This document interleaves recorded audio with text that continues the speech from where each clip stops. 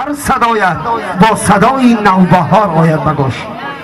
یعنی نا گفتن امانت عاشق للمی قدمشوی شگردی مرحبا قدمی قربان در خدمتی شما. یادی سلام میکنم هم الله برمش رو ما بفهمم کنم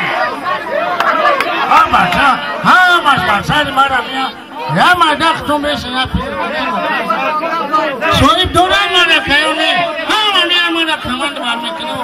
ما یا گونه ما یا بایو مانا اسم تاریخ پول میدم تاریخ روزم بتیم ما هم سال فواره دوما بخیر نمیشه شبچه فیلم گوراک شما دوران بیجا رامیان دفعه با دولت باشید نمایشگاه باشید خانواده باشید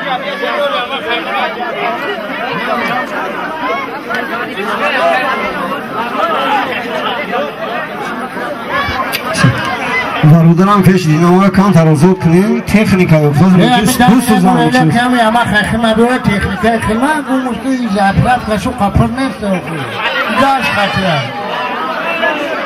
شناق دیوام ما هم که ماسکوز که دو بوفیره پیولچه یا شوی بیار هر کنون خوش بوده بسیار سیادق شده نوخ میگو علوکشی اومد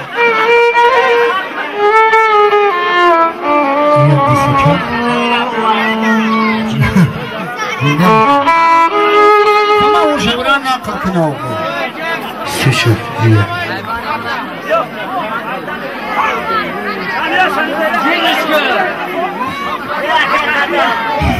شروع برای جوانان میخونیم نه ای بابلوی اما خلال میکنیم چی مرتبوی اما خمه شما او طاقت بیاریم به بچه ها